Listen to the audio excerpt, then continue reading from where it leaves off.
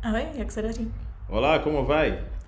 Today we will make an easy cocktail and we'll just need some coconut water, Água de coco, rum, rum, sparkling water, água com gás and some lime. e limão.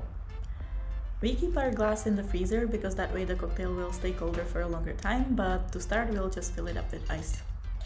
Então vamos usar um copo previamente gelado, diretamente da geladeira, que isso mantém o coquetel por mais tempo gelado e encher de gelo. Then we'll need 1 shot of rum. If you don't have a shot glass to measure, you can just fill it up the cap of the bottle 5 times. Então agora a gente vai usar um shot de rum. Se você não tiver um copinho de shot nada para medir, tu pode usar a tampinha da garrafa 5 vezes que tá tudo certo. Se você não derramar tanto como eu não vejo.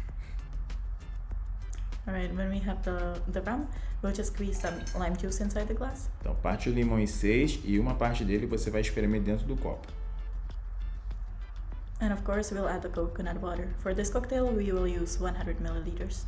E claro, Saoko, a gente precisa de água de coco, vamos botar 100 mililímetros e isso que vai dar o sabor de coco no nosso coquetel.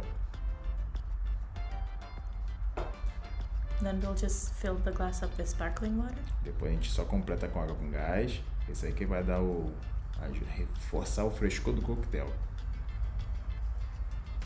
And after that, we'll just mix everything lightly, and to finish, we'll add 1 piece of lime. Então depois você mexe bem devagarzinho, de cima para baixo para conservar o gás e depois você só põe o limão para dar aquela decoraçãozinha esperta. And that's all. Na zdraví. Cheers. Isso é tudo, saúde! Te vejo depois. See you next time. Tchau!